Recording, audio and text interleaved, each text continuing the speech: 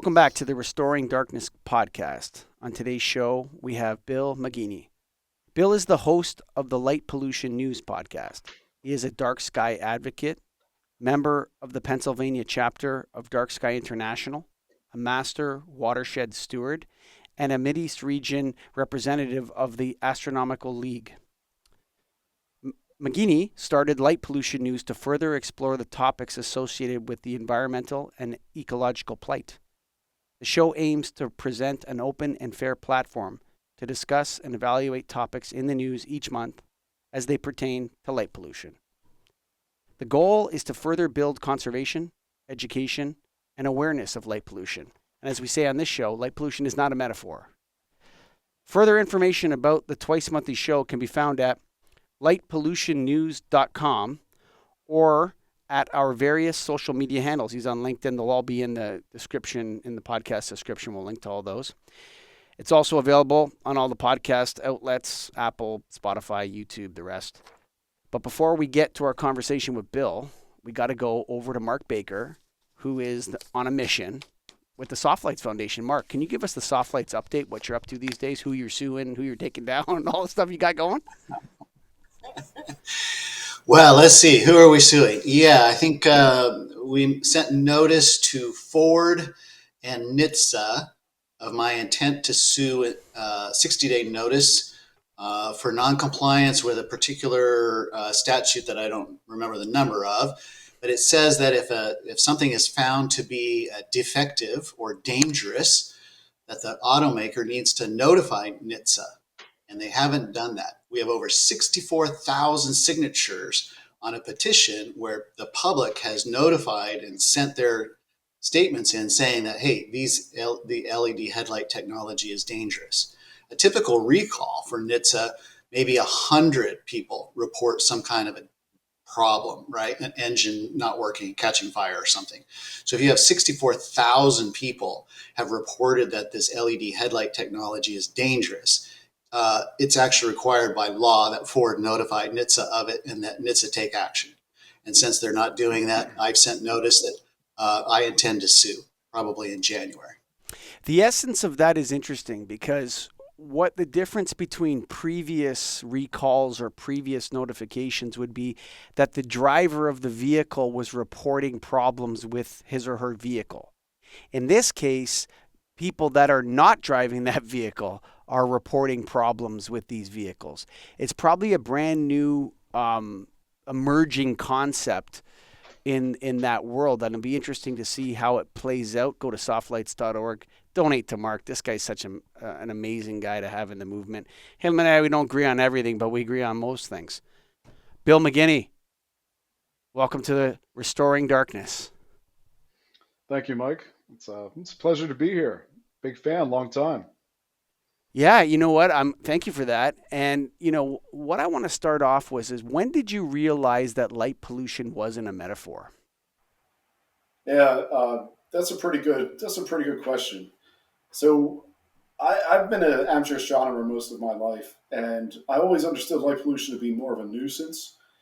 And you go out in the field and you can only see a few stars. It's always been more of in my mind, it was always a nuisance versus an actual pollutant. But then COVID hit in 2020, and we kind of all slowed down our lives. And I started reading up some more and reevaluating some parts of my life. And I started realizing that through a lot of reading, I realized that light pollution actually was an ecological issue. Something at the same time where I was getting more invested in doing environmental conservation. And here in the city of Philadelphia, where I live, I work. I volunteer over 40 hours a year to help protect some of the park space we have here. And that's when everything kind of came together. And I started seeing the ecological impact of light pollution and started realizing that it's much more of an environmental issue than it is just an astronomical issue. And honestly, the astronomical side, outside of a professional aspect to it, it's really a small piece of that pie. And so it's the pandemic. You're bored. You pull out the old telescope you haven't maybe used in years or whatever, and you go out to and you start to notice this. You start to research it. when do you say to yourself, you know what? I got to start a news podcast about this. This is outrageous. When did that start? Yeah, so that's kind of exactly how it worked. I stuff slowed down, and I was able to actually get out and do some observing. And for me, the pandemic, and I know, and this is not to make light of it, and I know a lot of people were seriously affected by the pandemic, but I've always been kind of, an introvert, so it Mm-hmm. didn't really change my life. I still go out mountain biking and went out, like looking at the stars. So things kind of just continued to roll, but I had a little more time in my hands to play with some of this stuff. So when I was trying to learn about this topic, there's a lot of information out there, but it's really hard. The barrier to entry is it's deceivingly difficult because you have a lot of information, but you don't know. For me, I want to know what the actual facts are and less about what conjecture or what people are, what people's feelings are about certain issues. I want to know what the actual facts are. If I'm going to go out there and start talking to people about this topic, I want to have it based in fact and not based in, say, things that may be assumed. That's the impetus for the show. It was more about me trying to, hey, if I'm going to go down this, I want to actually to go and research this. So why don't I just pull together a show based on me doing this? And that's where it came from. I think the most important fact is that light is a pollutant and it damages our natural environment and all living things if used inappropriately. Like that. See, that's the number one thing that slowly occurred to me. I've been in the lighting industry for 25 years. So over that period of time, just realizing that this is not benign. When you put up these lights in this way, this actually causes a cascade of different impacts. And the more people that do this and the cheaper the LEDs become, the more energy efficient they are. We fall into Javon's paradox. And next thing you know, light pollution is going up 10, 15% a year. Yeah. Yeah. And we have some really basic best practices that could be followed too, that, they just are ignored, or the information doesn't get out there, or there's some kind of communication gap, or maybe they're deliberately ignored. I don't know.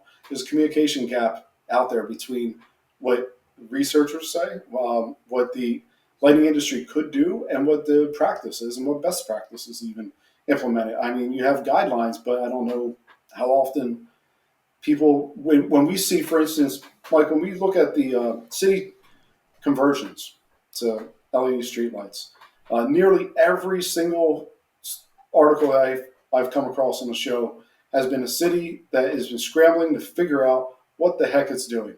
They weren't looking at best practices right off the bat. They weren't looking at models of good cities or bad cities. They were it appeared that they didn't really have an idea where to start. And that kind of blows my mind when you do have organizations out there. You have like IES best practices. You have stuff out there that can be a readily available resource for professionals. And municipalities, cities, you name it, towns, had no idea where to start.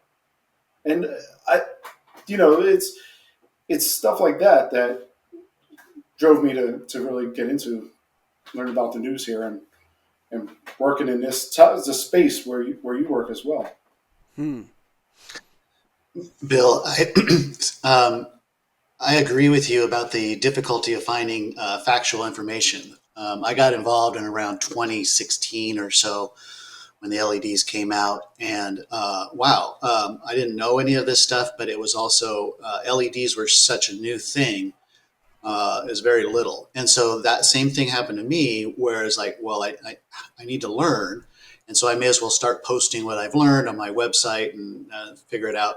And I started approaching cities, and they didn't have any idea what we were talking about, even though, like, they put 5,000 Kelvin LED streetlights outside of my apartment window, and they had no idea that how much impact this was on my life.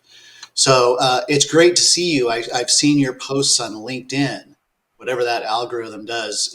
I've seen your stuff, and I remember seeing, wow, hey, this person, what's this group? They're doing some good stuff. So that's neat to see your work. It's really appreciated. I just had a quick question on something you said about the mountain biking. I know this is sort of a little different pathway here, but What do you think about these LED bicycle lights? Because they've stopped me from riding my bicycle. I can't tolerate this blue rich light in my face. Do you Mm, encounter these things when mm. you're mountain biking? And is there anything we can do about it? Yeah, hey, that's a great question. I love to bike. I actually bike downtown 3 or 4 days a week. So here in Philly, it's I do about 20 miles round trip on maybe 2 or 3 days, or 3 or 4 days a week, depending on how the week goes. I do mountain biking, and I can say that there's been a change in etiquette between pre-COVID and post-COVID.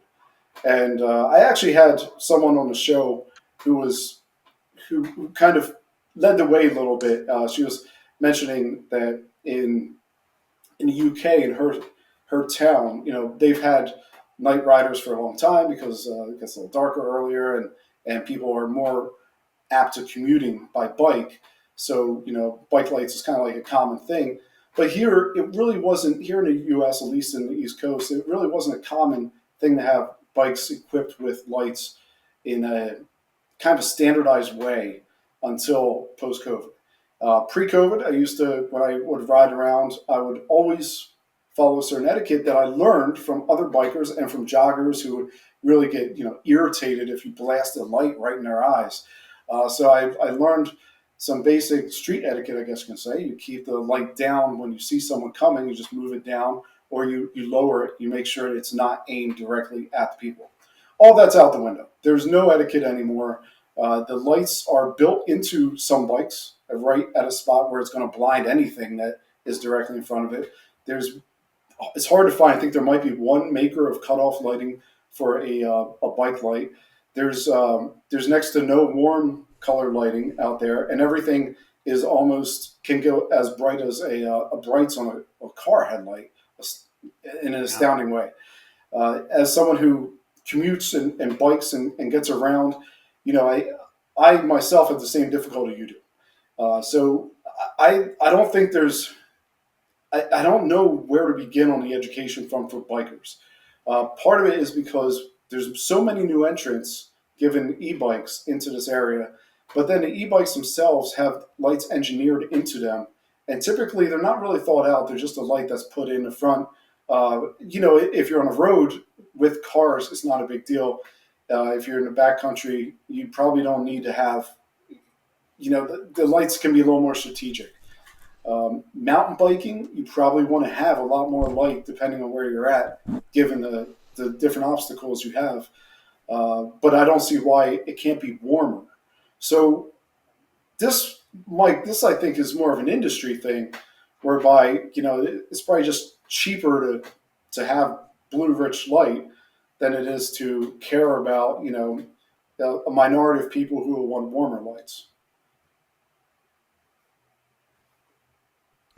Well, I'll jump in because I got two questions or 2 points that you had brought up. The first one is, where do you start? And you had said that these towns and these cities, they don't know where to start when they're looking at changing their streetlights. And I know the answer to that for them, Bill. You start with no light and you work your way up, because not everywhere needs to be illuminated. You know what I'm Yeah, saying? That's the first yeah, step. They're always starting with this default straw man argument that everything that's illuminated is safer, better, and good for humanity. And it's just not the truth, Bill. Mike, can I counter you on that though? Sure. If you're a municipal officer or you're you're elected official, Hmm. and you want to be strong on safety, Hmm. you can't say no to that lighting argument. Right now you can't, Right? because the lighting argument is a straw man argument. So, and this is what needs to be identified by our movement. So a straw man argument is based on the fact that everything we say and do needs to be proved wrong 100% before we make any changes. And the fact is that, and along with the fact that they have no obligation whatsoever to prove that what they're doing is good and helpful. And there's lots of evidence indicating that more light equals more crime, that more light equals less safety. And there's lots of evidence coming out to, and that, Another one we could accept. Can we accept that electric light is acutely dangerous in certain ways and times that exist in the world? That's another question that people can't accept. Like if you made the point to a Ford or a bike manufacturer that not only does your light is your light way overpowered than it needs to be and everything else, it's actually acutely dangerous to drivers and joggers and other people in the world for a host of different reasons. No, it's not. More light is better. Well, hang on a second here. Look at this study, look at this study, look at this study. And so they need to start with no light first, because we have to accept that electric light can be acutely dangerous for people, Bill. And there's certain people with very high neurological sensitivities. And there's a whole bunch of glare is a huge problem, reducing a visual acuity with glare. There's a whole bunch of problems that are out there.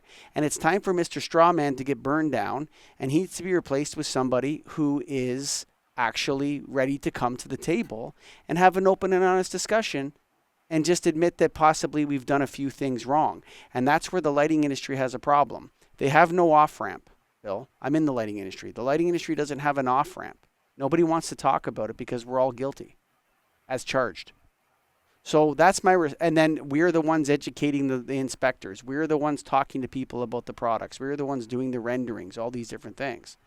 And so until the lighting industry says, hey, you know what, we're now the lighting and darkness industry. We provide both to our communities and to our friends and neighbors. The lighting industry provides both light and darkness. Until we're ready to accept that as an industry, we can't conquer the issue. So I don't know if I responded fully to that, but I've had it with Mr. Strawman. I want to bring up two good points here, and I'll blend both of your conversations. First, an anecdotal, and then the second, a news-related piece. Being someone who bikes in a major city, and that's recently gone over through a conversion, we have 3,000 Kelvin LED lights across neighborhoods. But then also in the neighborhoods, they started putting these super bright acorn-style lights in all neighborhoods, which kind of defeats the purpose of the top-down cutoff lights. And as someone who bikes around this time of year, when it's dark early, and you used to be able to rely on the brightness of your bike lights, so your red light in the back and your white light in the front, you used to be able to rely on that to kind of make you stand out a little bit in the high-pressure sodiums while cars are around. Now everything is so bright, you really have to work to brighten yourself up to make yourself noticeable to cars in the same space. It's so bright that just because it's bright out, just like you have stuff that goes on daytime, it doesn't mean you're safer as a cyclist. You need to still work to make yourself stand out some. And then the second piece, there's been numerous stories, and this one, these are sad stories, but this one I'll talk about because it's probably the least offensive of a sad story. There's a story that a cyclist in Florida, I don't know if you guys have probably been to Florida. In Florida, every road down there is a 4-lane road, right? And a 4-lane road with a 35 mile per hour speed limit. But really, in actuality, you're in a 4-lane road, so it's not 35. It's 55 or 45. It's fast. They put a bike lane, they wedge a bike lane because a lot of communities across, at least the U.S. are doing this. They're adding bike lanes to all these roads. And they wedge a bike lane on the right side. No protection for the biker. Now, there's no lights on this road, but you have a bike lane on the right side of a 4-lane road, the road that's not rated at high speeds, but is going to be, in actuality, running at high speeds. And you had a cyclist that got run down by a deputy at 5 a.m. when it was still kind of dark out. And the first thing that they said they need to do was put up lights because that would have saved that person's life. Mm-hmm. Yeah, that's the assumption. That is not an answer. That is a scapegoat. And that's what lighting really has become, to your point, Mike. Yeah, so whenever there's a robbery, we need more light. Whenever there's this, more light is the answer in the courts. It's the answer from the judges. It's the answer from the insurance companies. It's the answer from the police. It's the answer to all of these questions. The fundamental assumption, again, another straw man that needs to be burned to the ground, is that electric light and sunlight are the same thing. They are not the same thing. And I'll give you an example. On a sunny day, The lux level is 107,639 lux. Okay? If you created 107,639 lux with electric light, you would burn people alive, I guarantee it. You understand what I mean? There's a fundamental difference between artificial or electric light used for human visual acuity and sunlight. And the two shall never be the same thing. They need to be considered different things. They're not the same thing. And it's only now that we're realizing that in the 21st century. So when the courts are saying something like we need more light, or the insurance company is saying we need more light, what they're actually saying is that crimes don't seem to happen during the day. That's all they're saying. It's got nothing to do with the level of electric illumination on the building. It has to do with the fact that during the day, people commit less crimes. During the day, there is less car accidents.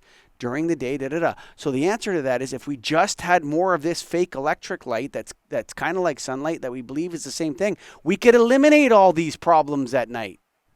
No, the night is filled with crooks and drunk drivers and criminals and everything else.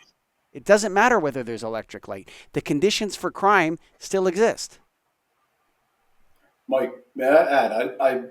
So I looked at the data here in Philadelphia on crime a couple of years back, and this is by no means scientific, and by no means I'm no expert on it. I just literally grabbed the data and took it into Power BI and started playing with it, and it looked like most of the crimes actually didn't really happen at night per se or during the day per se. It looked like they happened in the evening and the morning, and maybe that's just reported crimes, but I think it makes sense. You'll see most of your crimes happen between 4 to like 10 at night, because that's when most people are moving around. Most people are doing things. More opportunity is there. Alcohol is involved. You have that time frame. And when people say, "Oh, if we just put light up there, it's going to be safer," I don't know. Maybe in some cases it might be safer. Maybe in some cases it might be more dangerous. I tend to think of light as really just being an environmental variable that's not going to play much of an impact. But I think temperature is probably way more important too. So if you're going to use the light argument, why don't we just make everything really cold? Why don't we do global cooling? Yeah. And then we would solve all crime. Totally. Yeah, this is the absurdity of the light argument, is that electric light is assumed to be the same as sunlight, and that will stop crime. No, what stops crime is that most people commit crimes at night. Like, that's not going to change anything. Most crimes are committed at night or in the evening hours, especially violent crime. And you talked about drunk versus undrunk crime. Drunk crime has nothing to do with light. That's for sure. Okay? Drunk crime happens because people are drunk, not because there's not enough light. Okay? Smash and grab crime is increased by light. They know that. That's already proven. If you shine lights into cars and people can see what's in the cars, they smash the windows and take the stuff. I mean, there's just so many different things that this argument is ambiguous, and it actually, from the perspective of light not being the solution, electric light is neither the cause nor the solution of any kind of crime. That's not the solution. It's a scapegoat, just like you said, Bill. And safety neither. And Bill, I like that you brought up two things I think that are super important. Time. I think people get confused with darkness or nighttime versus time. The time of the 24-hour clock, that these things are occurring. Putting out light doesn't change the time. So if people are drinking at or coming out of the bars or whatever, and they're drunk and they're going to misbehave, it's because of the time. And then the safety seems to be never defined. So when I've engaged with cities all the time and lawyers, and I've had lawsuits already come back to me, and the court said, well, they need these for safety. Or maybe the city said, we have to have these for safety. I've got those letters many times. But the word safety is not defined. You have like trip and fall safety, you have violent crime safety, personal safety, fear of crime, if that's safety, what is that? What are you actually trying to, and then, so if you get into the details of what safety is, the whole argument falls apart. Yeah.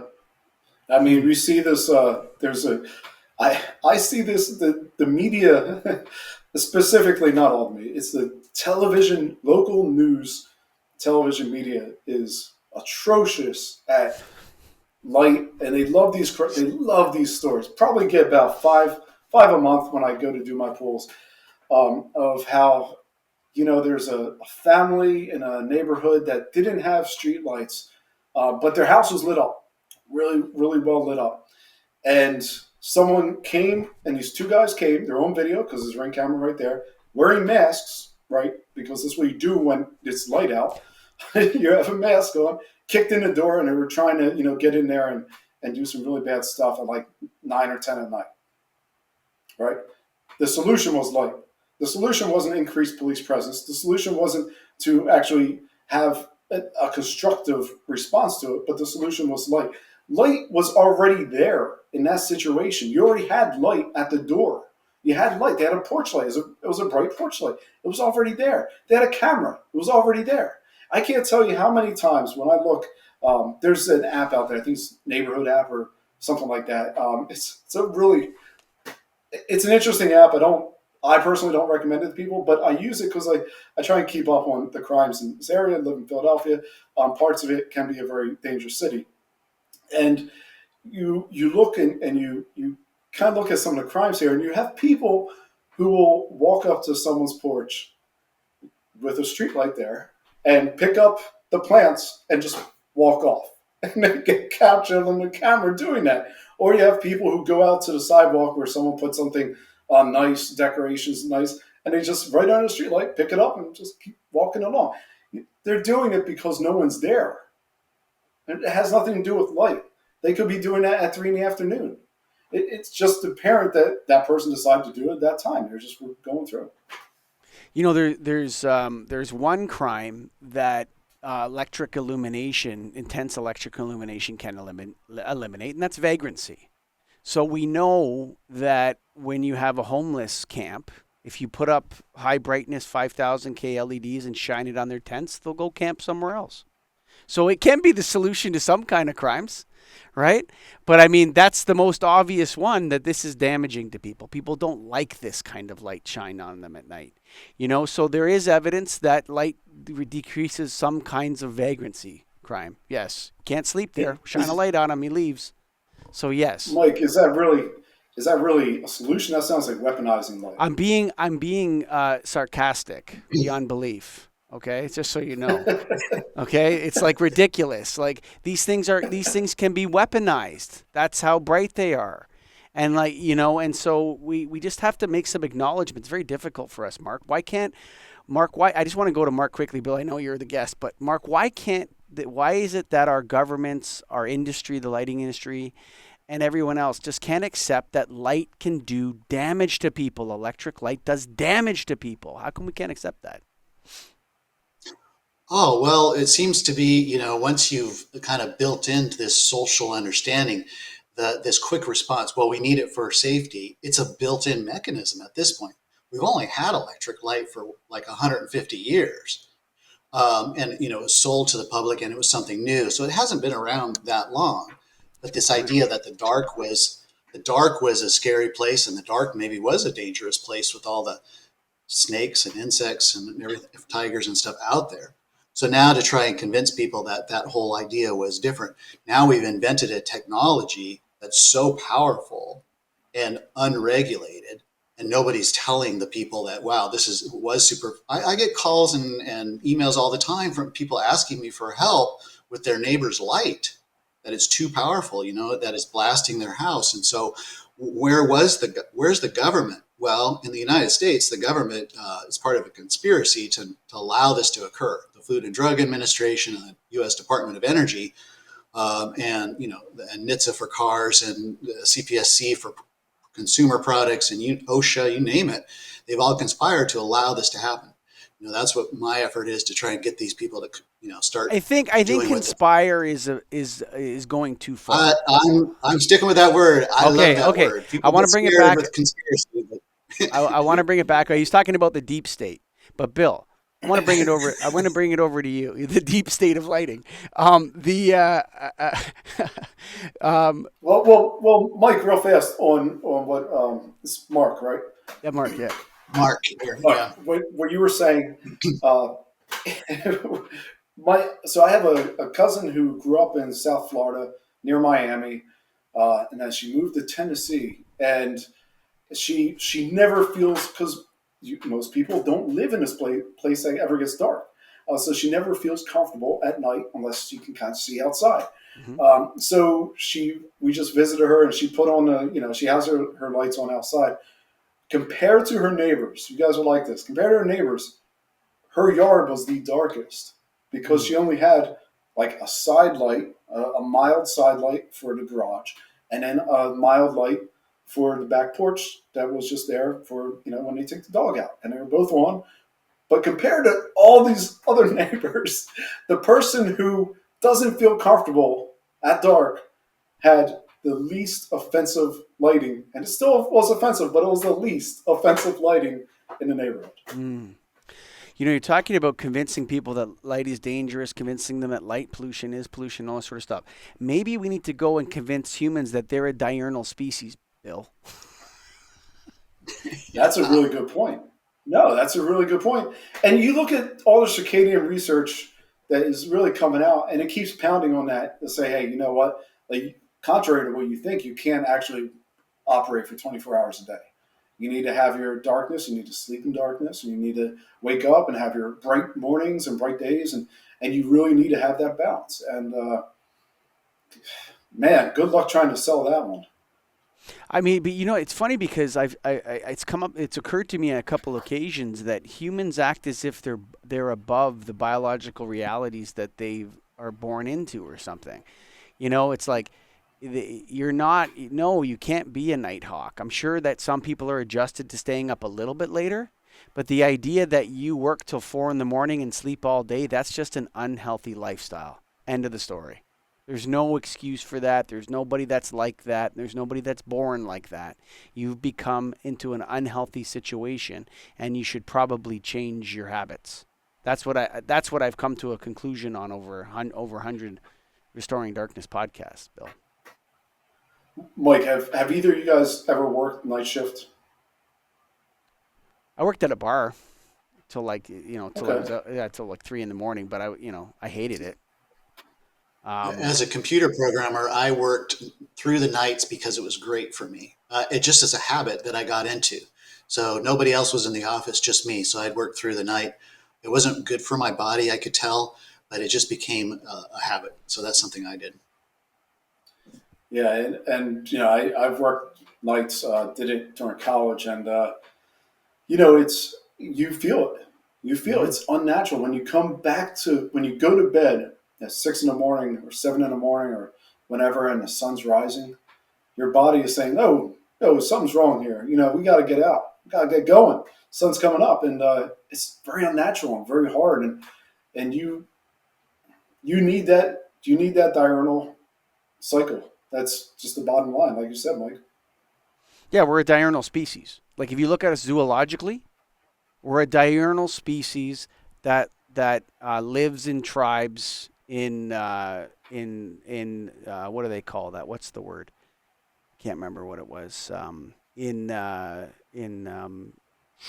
lost my train of thought. But in these family structures, this is how we live. That's how humans evolved. There's no people that try to argue with that and change that. It's very difficult to do. But it can be easy to make those arguments because people are arguing at the wrong level. And just like I said, we're a diurnal species. That's the level we need to start talking about. It's not whether or not lights reduce crime or don't reduce crime and all this kind of stuff. It's that it's not healthy to live like that. And it's probably something, if we could get a movement in our society, we call it the diurnal species movement. We don't work at night.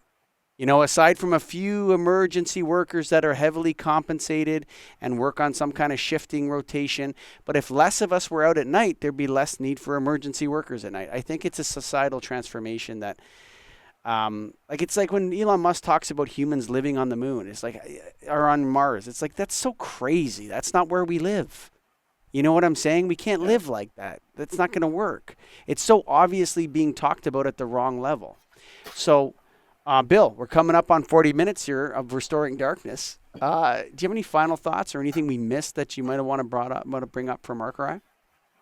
Well, real fast on your Martian discussion there. A number of years ago, I had the pleasure of hiking the full John Muir Trail, which, if you're not familiar with, it's out in California. It goes from Yosemite down to Whitney. It's one of the most beautiful places that I've ever been to.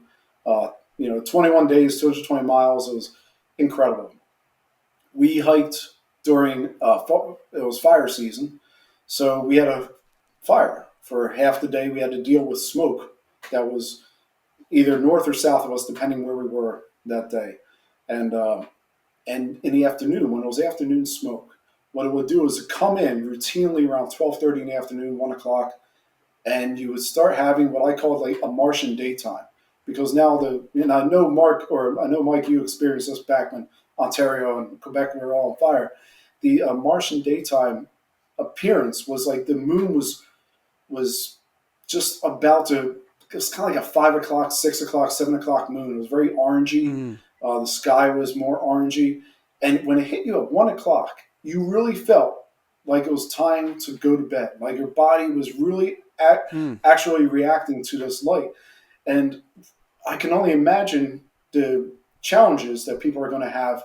These challenges that they may not even, and Elon Musk or whatnot may not even be aware of when we do go to other places like Mars, where you have such a small amount of light coming through on a daily basis. What's interesting about what you said is that it becomes extremely noticeable when you're living in nature a lot, or when you're close to nature. When you're living in the city, you almost become, or you're working a career as a software developer like Mark Baker, you almost kind of get into a rhythm and habits which are city rhythm and habits which are not healthy for humans. Once people go out, like my kids go on these 20-day, 30-day canoe trips into Canada has the middle of nowhere. America somewhere maybe in the west, there's some areas like that now, but Ontario mostly has no roads. Like most of Ontario doesn't have roads. So most of the province I live in, which is Canada's biggest province and has the most people, mostly doesn't have roads in most of the province. So just think about that for a minute. So they go up and they canoe these rivers up to James Bay and up to Hudson's Bay. And they come back and they tell you as soon as the sun goes down, you want to go to sleep. That's what they all report that. I'm like, don't you look at the starry sky and all this kind of stuff? They're like, no, Dad. When we're done canoeing whatever 50 miles or whatever it is, and the sun goes down, your body wants to go to sleep right away. And it doesn't matter if there's rocks on the ground or you don't have a pillow or your sleeping bag is wet. You fall asleep and you sleep the entire night, and then you wake up in your wet sleeping bag without a pillow and rocks below you. And like a lot of the kids from that camp report, learning better sleep habits, becoming unaddicted from phones and vaping and all sorts of stuff. It's not a camp that's meant to do that, but that's sort of the side effect of it. So we need to live the way that we evolved. If that's what you believe, if you believe that's how we were created, or we need to live in harmony with our Creator, whichever your belief is. I believe this diurnal argument is right, Bill. Can we close it on that? Yeah, that's perfect way to put it. And I want to agree also. When I am out in the wilderness, I have the best sleep of my whole life. It's great. And it probably has something to do with a diurnal schedule. So yeah. Being synced up with Mother Nature, with the universal creator, with God, with evolution, whatever way you're operating on the wrong level, if you're worried about whether those things are caused by any of those things, at the bottom line, whatever you believe, we're a diurnal species. That can't be argued. I didn't bring up the Lighting in Darkness Foundation because I just want you to go to softlights.org and support Mark Baker's work, man. This guy's kicking ass. He's taking names. So go to softlights.org, and also you can go to restoringdarkness.com as well and donate to our work. And of course, Light Pollution News. We also have the Darkness News Update, which we do here, but lots of people read 2 different newspapers. Lots of people go to different channels to find different information. And maybe you're going to like Bill's show better than Scott's. Maybe you're going to like Scott's show better than Bill's. Maybe you're going to love both of those shows. But if you can, go to Light Pollution News. I'm just going to look at it's lightpollutionnews.com. I don't need to spell that for you. And again, all the social media links will be in the show notes. Thanks for listening, and bye for now.